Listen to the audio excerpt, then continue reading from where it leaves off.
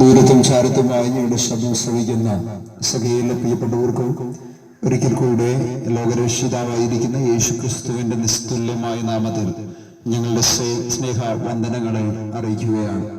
പലപ്പോഴും ഇതുപോലെ പലയിടങ്ങളിലും ഈ സന്ദേശങ്ങളുമായി ഞങ്ങൾ യാത്ര ചെയ്യുമ്പോൾ നമ്മുടെ നാട്, നമ്മുടെ ലോകം എത്ര അധപ്പതിച്ചു എന്ന് ഞങ്ങൾ പലപ്പോഴും ചിന്തിക്കാറുണ്ട്. ഓരോ ദിവസവും നിങ്ങളിലും പലരെ പോലെ ഞങ്ങളും ഞെട്ടലോടെയാണ് ഓരോ വാർത്തകളും ടിവിയിലും പത്രത്തിലും മീഡിയക്കകത്തുമൊക്കെ വീക്ഷിക്കാറുള്ളത്. എന്നാൽ എന്ത് ചെയ്യാൻ കഴിയും? ഒരു മനുഷ്യനെന്ന നിലയ്ക്ക്, ഒരു സാധാരണക്കാരൻ എന്ന നിലയ്ക്ക് പലതിനും പരിമിതികളും അതിരുകളും നമ്മുടെ മുമ്പിലുണ്ട്. എന്നാൽ പല പരിമിതികൾക്കകത്തും മനുഷ്യൻ ഒതുങ്ങി നിൽക്കുമ്പോഴും പല ശ്രമങ്ങൾ മനുഷ്യൻ ചെയ്താലും അതുകൊണ്ടൊരു മനുഷ്യനെ പാപത്തിൽ നിന്നോ മദ്യത്തിൽ നിന്നോ നിന്നോ തിരിച്ചു വരുത്താൻ കഴിയാതെ നിൽക്കുമ്പോൾ, ഞങ്ങളുടെ ജീവിതത്തിന്റെ അകത്ത് ഞങ്ങളുടെ അനുഭവങ്ങൾ ഞങ്ങൾക്ക് ഓർമ്മ വരുമ്പോൾ, ഞങ്ങളുടെ ജീവിതത്തിന്റെ അകത്ത് മാറ്റം വരുത്തിയ മദ്യത്തിൽ നിന്നും മയക്കുമരുന്നിൽ നിന്നും സാമൂഹ്യ തിന്മകളിൽ നിന്നും ഞങ്ങളെ പിന്തിരിപ്പിച്ച ആ അനുഭവങ്ങൾ ഞങ്ങളുടെ പുറകിൽ നിൽക്കുന്നത് കൊണ്ട് ഞങ്ങളുടെ ജീവിതത്തിന്റെ അകത്ത് മാറ്റം വരുത്തിയ യേശുക്രിസ്തുവിന് മറ്റുള്ളവരുടെയും ജീവിതത്തിൽ മാറ്റം വരുത്താൻ കഴിയും എന്നുള്ള ഞങ്ങളുടെ ജീവിതത്തിന്റെ ഉറപ്പുകൊണ്ട്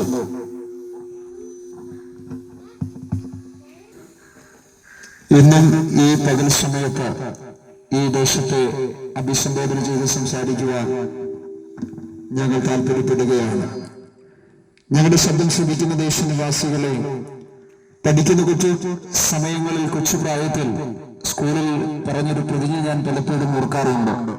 ഇന്ത്യ എന്റെ രാജ്യമാണ്, എല്ലാ ഇന്ത്യക്കാരും എന്റെ സഹോദരി സഹോദരങ്ങളാണ്, ഞാൻ എന്റെ രാജ്യത്തെ സ്നേഹിക്കുന്നു എന്ന് പറഞ്ഞു തുടങ്ങിയ ആ വാക്കുകൾ ഞാൻ പലപ്പോഴും എന്റെ ജീവിതത്തിനകത്ത് കോറിയിട്ട് ഓർക്കാറുണ്ട്. പ്രിയപ്പെട്ടവരെ, ഇന്ത്യ എന്റെ രാജ്യമാണ്, എല്ലാ ഇന്ത്യക്കാരും എന്റെ സഹോദരി സഹോദരങ്ങളാണ് എന്ന് പറയപ്പെടുമ്പോൾ അതിന്റെ അകത്ത് നീങ്ങപ്പെടുന്ന പല കാര്യങ്ങളുണ്ട്. മതം, മനുഷ്യന്റെ വീട്, കുലം, ആചാരങ്ങൾ, അനുഷ്ഠാനങ്ങൾ ഇവയൊക്കെ തീർത്ത അതിർവരമ്പുകൾ മാറിയാൽ മാത്രമേ ഇന്ത്യയിലുള്ള എല്ലാവരും നമ്മുടെ സഹോദരങ്ങളും സഹോദരിമാരുമായി മാറുകയുള്ളൂ. പോകട്ടെ, ഇന്ത്യയിലുള്ള എല്ലാ പ്രിയപ്പെട്ടവരും സഹോദരി സഹോദരങ്ങളായില്ല എന്നിരുന്നാൽ തന്നെ ഒരു വീട്ടിൽ ഒരു അമ്മയ്ക്കും ഒരു അപ്പനും ജനിച്ച സഹോദരങ്ങൾ പോലും സഹോദരങ്ങൾ എന്ന നിലയിൽ കാണാൻ കഴിയാത്ത നിലകളിലേക്ക് മനുഷ്യനും മൃഗതുല്യമായി തീർന്ന ഒരു കാലഘട്ടത്തിലാണ് ഞാനും നിങ്ങളും ജീവിച്ചുകൊണ്ടിരിക്കുന്നത്. എന്തിനേറെ പറയുന്നു, ജന്മം കൊടുത്ത മാതാവിനെ പോലും, ജന്മം കൊടുത്ത പിതാവിനെ പോലും ഒരു പിതാവിന്റെ സ്ഥാനത്തോ ഒരു മാതാവിന്റെ സ്ഥാനത്തോ കാണാൻ കഴിയാത്ത നിലയിൽ നമ്മുടെ കുഞ്ഞുങ്ങൾ തകർന്നു പോകുന്ന ഒരു കാലഘട്ടത്തിലാണ് നമ്മൾ ജീവിച്ചുകൊണ്ടിരിക്കുന്നത്.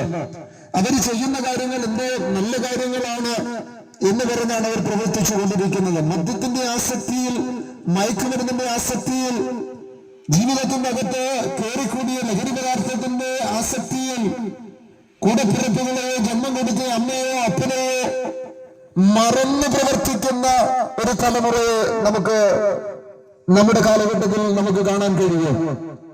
എന്നാൽ ഈ മദ്യവും മയക്കുമരുന്നും വരുത്തിയ വലിയ വിനാശത്തിൽ നിന്ന് സ്വന്തം കുഞ്ഞിനെ അല്ലെങ്കിൽ കൂടപ്പിറപ്പിനെ തിരിച്ചു കൊണ്ടുവരാൻ വേണ്ടി ഡീഅഡിക്ഷൻ സെന്റർ തേടി പോകുന്ന മാതാപിതാക്കളെ ഞാൻ കണ്ടിട്ടുണ്ട്, സഹോദരങ്ങളെ ഞാൻ കണ്ടിട്ടുണ്ട്. പലതിനും ഞാൻ ഉൾപ്പെടെ സാക്ഷ്യം വഹിച്ച അനുഭവങ്ങൾ പലപ്പോഴും ഞാൻ ഓർക്കാറുണ്ട്. ഡീഅഡിക്ഷൻ സെന്ററിൽ 3 മാസത്തെ ട്രെയിനിങ്ങും അവിടുത്തെ ഭക്ഷണങ്ങളും കൗൺസിലിങ്ങിലും ഒക്കെ കഴിഞ്ഞ് നല്ലവനായി, നല്ല സ്വഭാവിയായി പുറത്തിറങ്ങി വന്നവൻ 1 മാസം നല്ല നിലയിൽ ജീവിച്ചു, മദ്യപിക്കാതെ മയക്കുമരുന്ന് ഉപയോഗിക്കാതെ ജീവിച്ചു. എന്നാൽ വീണ്ടും കൂട്ടുകാരും ഇന്നലകളിലെ മദ്യത്തിനും മയക്കുമരുന്നിനും ഒരുമിച്ച് പങ്കുചേർന്ന ആളുകളും എവിടെയൊക്കെ വെച്ച് യാദൃച്ഛികമായി കണ്ടുമുട്ടിയപ്പോൾ പിന്നെയും മദ്യത്തിനും മയക്കുമരുന്നിനും അടിമയായി. എന്നാൽ 1 മാസത്തെ നല്ല ജീവിതത്തിന് ശേഷം പിന്നെയും അടിമയായ സഹോദരനെ അല്ലെങ്കിൽ മകനെയും കൊണ്ട് വീണ്ടും ഡീഅഡിക്ഷൻ സെന്ററിന്റെ മേലധികാരികളെ വിളിച്ചന്വേഷിച്ചപ്പോൾ അവർ പറഞ്ഞു, വീണ്ടും കൊണ്ടുവരിക, ഞങ്ങൾ വീണ്ടും വന്ന് നോക്കാം. വീണ്ടും അവർ കൗൺസിൽ ചെയ്തു, വീണ്ടും അവർ നല്ല ആഹാരങ്ങൾ കൊടുത്തു, നല്ല ട്രെയിനിങ്ങുകൾ കൊടുത്തു. 3 മാസത്തെ ട്രെയിനിങ്ങിന് ശേഷം വീണ്ടും ഇറങ്ങി നല്ല സ്വഭാവമായി. അങ്ങനെ 3 വട്ടവും 4 വട്ടവും ഒക്കെ ഡീഅഡിക്ഷൻ സെന്ററിൽ 3 മാസം വെച്ച് കിടന്നിട്ടും ട്രെയിനിങ്ങുകൾ ലഭിച്ചിട്ട് മദ്യം വിടാൻ കഴിയാതെ, മയക്കുമരുന്ന് വിടാൻ കഴിയാതെ തകർന്നു പോയ ആളുകളെ, തിരിച്ചു വരുത്താൻ കഴിയാത്ത ആളുകളെ പലപ്പോഴും കണ്ടുമുട്ടാൻ ഇടയായി തീർന്നിട്ടുണ്ട്. എന്നാൽ ഒരിക്കൽ മദ്യം ഉപേക്ഷിച്ച് തിരിച്ചൊരിക്കലും മദ്യം ഉപയോഗിക്കാത്ത, ഒരിക്കൽ മയക്കുമരുന്ന് ഉപയോഗിച്ച് പിന്നെ ഒരിക്കലും ജീവിതത്തിൽ മയക്കുമരുന്ന് ഉപയോഗിക്കാത്ത ആളുകളെ നമുക്കറിയാം. എന്റെ കൂടെ കഴിഞ്ഞയിടത്ത് സംസാരിച്ച പാസ്റ്റർ ഷിഹാബുദ്ദീൻ, അദ്ദേഹം പലപ്പോഴും എന്റെ കൂടെ വരുമ്പോൾ ഞങ്ങൾ സംസാരിക്കുമ്പോൾ പറയുന്ന അനുഭവങ്ങൾ പലപ്പോഴും ഞാൻ കേട്ടിട്ടുണ്ട്. മദ്യം ഉപയോഗിച്ചുകൊണ്ട് നടന്ന ഒരു സമയമുണ്ട് അദ്ദേഹത്തിന്. എന്നാൽ അതൊക്കെ ഉപേക്ഷിച്ച് ഇന്നൊരു സുവിശേഷകനായി തന്റെ ജീവിത അനുഭവങ്ങളിലൂടെ ദേശത്തെ അഭിസംബോധന ചെയ്ത് അദ്ദേഹം സംസാരിക്കുമ്പോൾ അദ്ദേഹം ഇന്ന് മദ്യം ഉപയോഗിക്കുന്നില്ല. എന്നാൽ മദ്യത്തിനെതിരായി അദ്ദേഹം സംസാരിച്ചു കൊണ്ടിരിക്കുകയാണ്. മദ്യപിക്കുന്ന ആളുകളുടെ തന്നെ അനുഭവങ്ങളിലൂടെ തന്റെ ജീവിതത്തിൽ മാറ്റം വരുത്തി യേശുവിനെ കുറിച്ച് അദ്ദേഹം പറഞ്ഞുകൊണ്ടിരിക്കുകയാണ്. ഇന്നേക്ക് ചില വർഷങ്ങൾക്ക് പിറകിൽ തിരുവല്ലായിക്കടുത്ത് നടന്ന പ്രമാദമായൊരു കൊലപാതകം നമുക്കറിയാം. കുഞ്ഞുങ്ങളില്ലാതെ ആയിരുന്നൊരു ദമ്പതിമാർ അവരുടെ സ്വന്തം കുഞ്ഞിനെ പോലെ ഒരു മകനെ എടുത്തു വളർത്തി, വളരെ നല്ല വിദ്യാഭ്യാസം കൊടുത്ത്, വളരെ നല്ല കുടുംബ അന്തരീക്ഷത്തിൽ നല്ല ആഹാരം കൊടുത്ത് നല്ലവനെ വളർത്തിക്കൊണ്ടുവന്നു. എന്നാൽ അദ്ദേഹം ഒരു യൗവനക്കാരനെ വളർന്നു വരവേ അദ്ദേഹത്തിന്റെ ജീവിതത്തിന്റെ അകത്ത് കയറിക്കൂടിയ മദ്യവും മയക്കുമരുന്ന് അദ്ദേഹത്തെ സ്നേഹിച്ചു വളർത്തിയ, പോറ്റി വളർത്തിയ സ്വന്തം മകനെ പോലെ കുഞ്ഞുങ്ങളില്ലാത്ത മാതാപിതാക്കൾ വളർത്തിയ ആ അപ്പനെയും അമ്മയെയും കൊല ചെയ്യാനിടയായി. കരിക്കന്നിലെ കൊലക്കേസ് എന്ന് പറഞ്ഞാൽ നിങ്ങൾക്കൊക്കെ അറിയാവുന്നൊരു പ്രമാദമായ ഒരു കൊലക്കേസാണ്. എന്നാൽ ആ വ്യക്തി ജയിലിനകത്തേക്ക് അടയ്ക്കപ്പെട്ടപ്പോൾ ജയിലിനകത്ത് ഞങ്ങളെ പോലെയുള്ള സുവിശേഷകന്മാർ ചെന്ന് സുവിശേഷം അറിയിച്ചു. അദ്ദേഹത്തിന്റെ ജീവിതത്തിന്റെ അകത്ത് ഒരു തിരിഞ്ഞുകോട്ടം നടത്തി. അദ്ദേഹത്തിന്റെ ജീവിതത്തിന്റെ അകത്ത് മാറ്റം വന്നു. അദ്ദേഹത്തിന്റെ നല്ല നടപ്പ് കണ്ട് ജയിലധികൃതർ അദ്ദേഹത്തിന് മോചനം കൊടുത്തു. അദ്ദേഹം ഇന്ന് ഒരു സുവിശേഷകനായി അനേകരുടെ മുമ്പിൽ തന്റെ അനുഭവങ്ങളിലൂടെ തന്റെ ജീവിതത്തിനകത്ത് മാറ്റം വരുത്തിയ യേശു ക്രിസ്തുവിനെ കുറിച്ച് ഇന്നും അറിയിച്ചുകൊണ്ടിരിക്കുന്നു. ഇവിടെ പ്രസംഗിക്കുന്ന സാമർഗീസെന്ന് ഞാനോ, എന്റെ കൂടെ നിൽക്കുന്ന പാസ്റ്റർ ഷിഹാബുദ്ദീനോ, ഞങ്ങളുടെ കൂടെ നിൽക്കുന്ന സഹോദരങ്ങൾ, ആന്റിമാർ, എന്റെ വൈഫ്, എന്റെ പിതാവൊക്കെ ഇവിടെ നിൽപ്പുണ്ട്, കൊച്ചു കുഞ്ഞുങ്ങളൊക്കെ ഇവിടെയുണ്ട്. ഞങ്ങൾ മാത്രമല്ല, നൂറുകണക്കിന് ലക്ഷക്കണക്കിന് ആളുകൾ യേശു എന്ന നാമത്തെക്കുറിച്ച്, യേശു ക്രിസ്തു ജീവിതത്തിൽ വരുത്തിയ മാറ്റത്തെക്കുറിച്ച് ലോകമെങ്ങും വിളിച്ചറിയിച്ചുകൊണ്ടിരിക്കുകയാണ്. എന്താണ് ഇങ്ങനെ യേശുവിനെ കുറിച്ച്? യേശു എന്റെ ജീവിതത്തിൽ മാറ്റം വരുത്തി, യേശു എന്നെ പാപത്തിൽ നിന്ന് രക്ഷിച്ചു, യേശു എന്നെ മദ്യപാനത്തിൽ നിന്ന് വിടുവിച്ചു, യേശു എന്നെ മയക്കുമരുന്നിൽ നിന്ന് വിടുവിച്ചു എന്ന ജീവിത അനുഭവങ്ങളിലൂടെ വിളിച്ചു പറയാൻ കഴിയുന്നത് ബൈബിൾ പറയുന്ന മറ്റൊരുക്കെല്ലാം രക്ഷയില്ല. നാം രക്ഷിക്കപ്പെടുവാൻ ആകാശത്തിന്റെ കീഴിൽ മനുഷ്യരുടെ നൽകപ്പെട്ട വേറൊരു നാമവുമില്ല. ഈ ദേശത്ത് നിങ്ങളെ ശ്രമിക്കുന്ന പ്രിയപ്പെട്ടവരെ, ഒരുപക്ഷെ നിങ്ങളോ നിങ്ങളുടെ കുഞ്ഞുങ്ങളോ മദ്യത്തിനോ മയക്കുമരുന്നിനോ അടിമകളാണോ?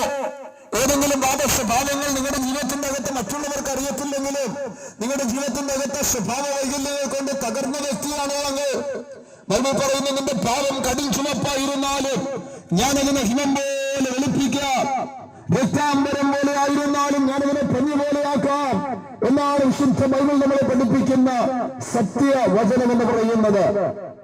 ഏത് പാപിക്കും കർമ്മങ്ങളെ, ആചാരങ്ങളെ അവൻ കണ്ടുമുട്ടിയ, അവനെ ഇന്നലകളിൽ മറ്റുള്ളവർ കാണിച്ചു കൊടുത്ത കർമ്മങ്ങളോ ആചാരങ്ങളോ ഇല്ലാതെ, പുണ്യസ്ഥലങ്ങൾ തേടാതെ, പണം ചെലവഴിക്കാതെ, ഒരു മനുഷ്യന്റെ അകത്തെ വിശ്വാസം എന്ന ഒറ്റ കണിയുകൊണ്ട് ഒരു മനുഷ്യന്റെ ജീവിതത്തിനകത്ത് മാറ്റം വരുത്താൻ കഴിയുന്ന ഒരു സത്യമനുഷ്യൻ ഈ ഭൂമിയിലുണ്ടെങ്കിൽ ഇന്ന് പകൽ അഭിമാനത്തോടെ ഞങ്ങളുടെ ജീവിതത്തെ, ഞങ്ങളുടെ അനുഭവങ്ങളെ മുന്നിൽ നിർത്തിക്കൊണ്ട് ഈ ദേശനിവാസികൾക്ക് ഞങ്ങൾ പരിചയപ്പെടുത്തുകയാണ്. അത് കർത്താവായ യേശു ക്രിസ്തുവിന്റെ നാമമെന്ന് മാത്രമാണ്. ബൈബിൾ പറയുന്ന സകല നാമത്തിലും മേലായ നാമം അത് യേശുവിന്റെ നാമമാണ്. എങ്ങനെ സകല നാമത്തിലും മേലായ നാമമായി യേശുവിന്റെ നാമം മാറാനിടയായി? ഇന്നലകളിൽ പുണ്യം ചെയ്തവരും കർമ്മം ചെയ്തവരും ആചാരം ചെയ്തവരും നല്ല സൽക്കർമ്മങ്ങൾ ചെയ്തവരും ഇന്നലകളിൽ മനുഷ്യൻ ദൈവങ്ങളാക്കിയ ദൈവങ്ങളായിരുന്നവരുമൊക്കെ മരണത്തോടെ മരിച്ചു കഴിഞ്ഞവരുടെ കഥ കഴിഞ്ഞപ്പോൾ, കല്ലറയുണ്ടവരുടെ ജീവിതം അവസാനിപ്പിച്ചപ്പോൾ, എന്നാൽ ഇന്ന് പകലിൽ ഞങ്ങൾ പ്രസംഗിക്കുന്ന കർത്താവായ യേശു ക്രിസ്തു മരണം കൊണ്ട് തീർന്നവനല്ല, മരണത്തെ ജയിച്ചുയർത്തെഴുന്നേറ്റവനാണ്. ഇവിടെ നിന്ന് 16-18 മണിക്കൂർ ഫ്ലൈറ്റിൽ യാത്ര ചെയ്താൽ തുറക്കപ്പെട്ട ഒരു കല്ലറ നിങ്ങൾക്ക് കാണാം. അവൻ ഇവിടെ ഇല്ല, അവൻ ഉയർത്തെഴുന്നേറ്റിരിക്കുന്നു.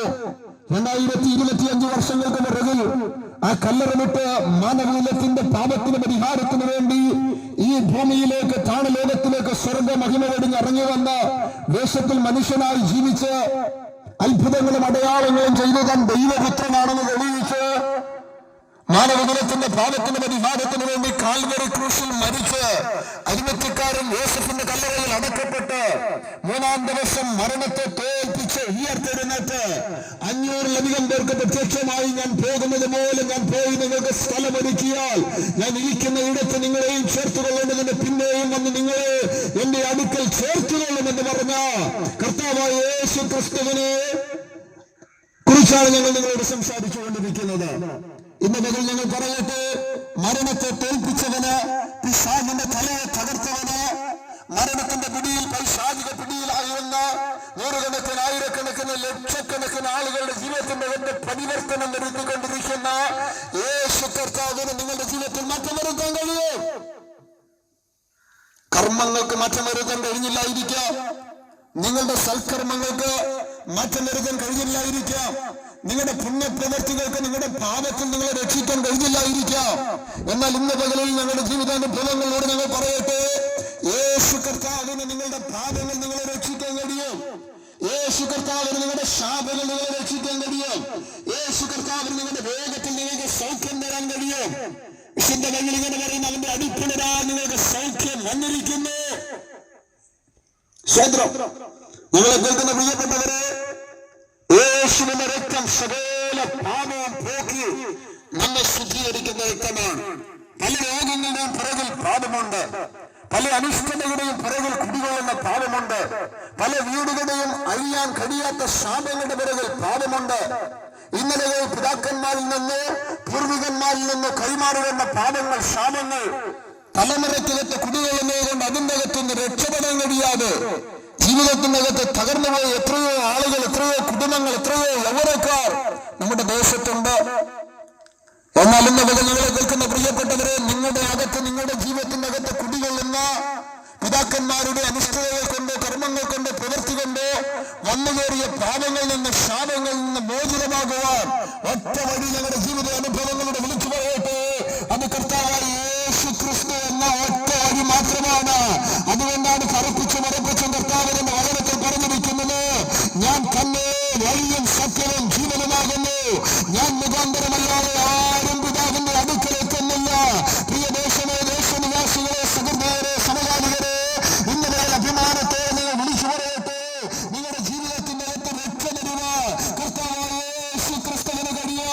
മരണത്തെ ജയിച്ചവൻ പിശാചിന്റെ തലയെ തകർത്തേ 2000-ൽ പരം വർഷങ്ങൾക്ക് മുമ്പ് മാനവകുലത്തിന്റെ രക്ഷയ്ക്ക് വേണ്ടി സ്വയം തകർക്കപ്പെട്ട് പരമയാഗമായി തീർന്നത്, കാൽവരി ക്രൂശിൽ അവസാനത്തിന്റെ രക്തം ചിന്തിയത്, 3 ആടുകളിൽ തറയ്ക്കപ്പെട്ടവൻ, തലയിൽ മുൾക്കിരീടം അണിഞ്ഞത്, ലോകമേ, ദേശമേ, നിങ്ങളുടെയും രക്ഷകനാണെന്ന് ഇന്നലെ ഞങ്ങൾ നിങ്ങളോട് അറിയിക്കുകയാണ്.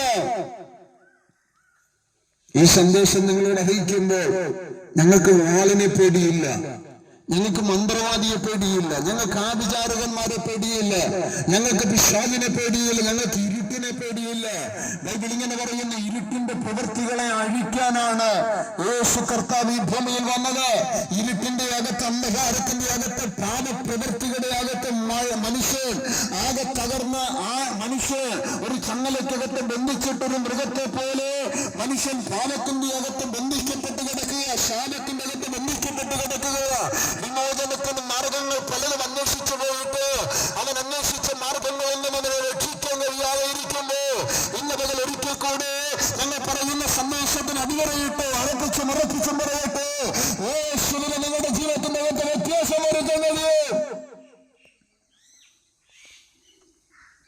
പാപിയായ ഒരു മനുഷ്യൻ യേശുവിനോട് പറയുന്നൊരു വാക്കുണ്ട്, ഞാൻ പാപിയാണ്, എന്നെ വിട്ടു പോയത്. നീതിമാനായ, നീതിയുള്ളവനായ യേശുവിനെ ദർശിച്ച പത്രോസ് എന്ന് പറയുന്ന മനുഷ്യൻ പറയുന്നു, ഞാൻ പാപിയാണ്, എന്നെ വിട്ടു പോയത്. ഒരപ്പന്റെ വീട്ടിൽ നിന്ന് വാങ്ങുന്നതെല്ലാം വാങ്ങി ദൂരദേശത്ത് പോയി കൂട്ടുകാരുടെ കൂടെ ചെലവഴിച്ച് ജീവിതമാകെ തകർന്ന് പന്നിയുടെ വാള വരയുമെന്ന അനുഭവത്തിൽ വന്നപ്പോൾ തകർന്നവൻ, പാപം ചെയ്തവൻ, അപ്പന്റെ വീട് വിട്ടുപോയവൻ സ്വയം തീരുമാനമെടുക്കുകയാണ്, ഞാൻ ഇവിടെ നിന്ന് മടങ്ങിച്ചെല്ലും, എന്റെ അപ്പന്റെ ഭവനത്തിലേക്ക് മടങ്ങിച്ചെല്ലും, ഞാൻ എന്റെ അപ്പനെ കാണും, വിഷയത്തെ സംബന്ധിച്ച കുറവുകൾ ഞാൻ ഏറ്റുപറയും എന്ന് പറഞ്ഞ തീരുമാനമെടുത്ത് വീട് തേടി മടങ്ങി വന്ന ആ മകനെ കണ്ട് മടങ്ങി വന്ന അപ്പൻ ഓടിച്ചെന്നവനെ ആലിംഗനം ചെയ്ത് മുദ്രമോതിരം അണിയിച്ച് കാലിന് ചെരുപ്പ് കൊടുത്ത് വീട്ടിലൊരു ആഘോഷം സെറ്റ് ചെയ്ത് നഷ്ടപ്പെട്ട മകനെ തിരിച്ചു കിട്ടിയ സന്തോഷത്തെ വിശുദ്ധ ബൈബിളിനകത്ത് യേശു കർത്താവ് ഉപമയായി പറഞ്ഞിട്ടുണ്ട്. എന്താണ് ഇതിന്റെ പുറകിലെ അർത്ഥം? പലപ്പോഴും ദൈവത്തെ ദൈവമെന്ന് പറഞ്ഞ് ആരാധിക്കാൻ കഴിയാതെ സത്യദൈവത്തെ ആരാധിക്കേണ്ട മനുഷ്യൻ കണ്ടതിനെയും കേട്ടതിനെയും അറിഞ്ഞതിനെയും മണ്ണിനെയും മരത്തിനെയും ലോകത്തിലെ വസ്തുക്കളെയും ലോകത്തിലെ ജന്തുക്കളെയും ആരാധന കേന്ദ്രമായി ആരാധിച്ച് മനുഷ്യൻ അതപ്പതിച്ച് ദൈവത്തെ വിട്ട് അനിഷ്ടത പ്രവർത്തിച്ച് തുടരുമ്പോ ഇന്നലകൾ ഞങ്ങളുടെ സന്ദേശം കേൾക്കുന്ന പ്രിയപ്പെട്ടവരെ തിരിച്ചറിയുക. നിങ്ങളെ സൃഷ്ടിച്ചവരെ തിരിച്ചറിയുക. ഈ ലോകത്തെ പഠിച്ചവരെ തിരിച്ചറിയുക. ലോകത്തിന്റെ പല സൃഷ്ടികളുടെയും ലോകത്തിലെ സകല സൃഷ്ടികളുടെയും ഉടയവനെ തിരിച്ചറിയുക. മണ്ണുണ്ടാക്കിയവനാരാ? ആകാശത്തെ വിരിച്ചവനാരാ? കടലിനെ നിർമ്മിച്ചവനാരാ? മൃഗജാലങ്ങളെ നിർമ്മിച്ചവനാരാ? മത്സ്യങ്ങളെ സൃഷ്ടിച്ചവനാരാ? ഞാനും നിങ്ങളും കാണുന്ന കണ്ണിന് കുളിർമയേകുന്ന പല സൃഷ്ടിയുടെയും പുറകിലെ സൃഷ്ടിതാവാരാ? വായുണ്ടായിട്ടും സംസാരിക്കാൻ കഴിയാത്ത, കൈയുണ്ടായിട്ട് സ്പർശിക്കാൻ കഴിയാത്ത, കാലുണ്ടായിട്ടും നടക്കാൻ കഴിയാത്ത, ജീവനില്ലാത്തതിനെ മനുഷ്യൻ സേവിക്കുന്നു. ഞങ്ങളുടെ സഭ ശ്രമിക്കുന്ന പ്രിയപ്പെട്ടവരെ, ജീവനുള്ളൊരു ദൈവമുണ്ട്. നിങ്ങളെ മരണത്തിനപ്പുറത്തൊരു നിത്യതയിലേക്ക് യോഗ്യരാക്കി തീർക്കുന്ന, നിത്യതയിൽ നിങ്ങളെ കൊണ്ടെത്തിക്കുന്ന ജീവനുള്ളൊരു ദൈവം നിങ്ങൾക്കുണ്ട്. ഒരുപക്ഷെ ഞങ്ങളെ പോലുള്ള ആളുകളുടെ പ്രശ്നം കേൾക്കുമ്പോൾ നിങ്ങൾ ചിന്തിച്ചേക്കാം, യേശു കർത്താവ്, നിങ്ങളുടെ ധാരണകൾ നിങ്ങൾ ചിന്തിച്ചേക്കാം, യേശു കർത്താവ് ഒരു ക്രിസ്ത്യാനിയുടെ ദൈവമല്ലേ? ഞങ്ങൾ എന്തിന് യേശുവിനെ ആരാധിക്കണം? അല്ലേ? അല്ല. യേശു ഒരു ക്രിസ്ത്യാനിയുടെയോ ബന്ധക്കോസുകാരന്റെയോ ഇങ്ങനെ പ്രസംഗിക്കുന്ന ഞങ്ങളെ പോലെ ചേരുടെയോ ദൈവമല്ല. യേശു മുഴുവൻ ലോകത്തിന്റെ രക്ഷകനാണ്. യേശു ക്രിസ്തു മുഴുവൻ ലോകത്തിന്റെ രക്ഷിതാവാണ്. യേശു ക്രിസ്തു ഒരിക്കലും ഇങ്ങനെ പറഞ്ഞു, ഒരു ചെറുപ്പ തടിക്കുന്നവന് മറുനേട്ടം കാണിച്ചു കൊടുക്കണം. നിന്റെ ശത്രുവിന് വിശക്കുന്നെങ്കിൽ അവനെ ഭക്ഷിക്കാൻ കൊടുക്കണം. നിന്നെ പോലെ തന്നെ നിന്റെ അയൽക്കാരനെ ശ്രമിക്കണം. ഇങ്ങനെ പഠിപ്പിച്ച ഏത് ഗുരു ഈ ലോകത്തിലുണ്ട്? വാളെടുക്കുന്നവൻ വാളാൽ മരിക്കുമെന്ന് ശിഷ്യന്മാരോട് പറഞ്ഞ്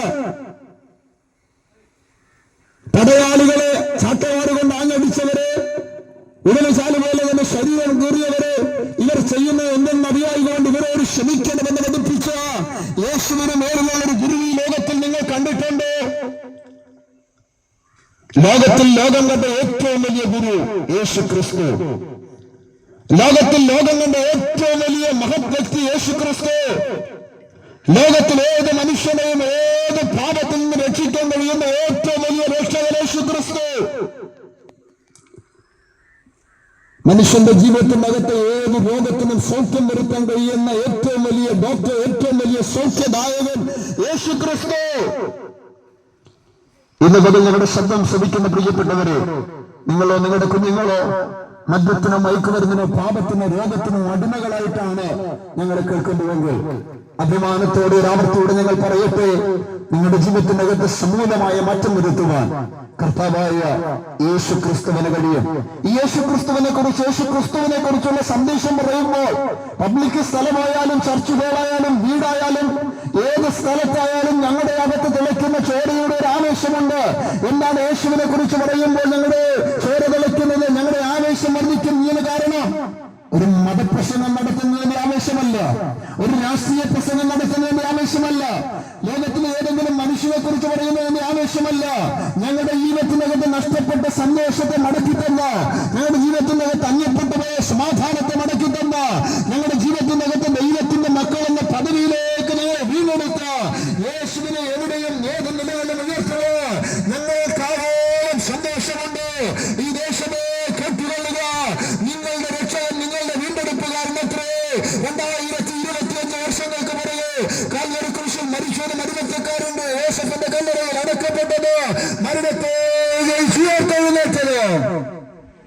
അതുകൊണ്ട് യേശുവിനെ രക്ഷകനും കർത്താവുമായി സ്വീകരിക്കുന്ന ഏത് വ്യക്തിക്കും ദൈവത്തിന്റെ മക്കളാകാൻ കഴിയുമെന്ന് വിശുദ്ധ ബൈബിൾ നമ്മളെ പഠിപ്പിക്കുന്നു. ബൈബിൾ പറയുന്നു, അവനെ കൈക്കൊണ്ട് അവന്റെ നാമത്തിൽ വിശ്വസിക്കുന്ന ഏവർക്കും ദൈവത്തിന്റെ മക്കളാകാൻ അവൻ അധികാരം കൊടുത്തു.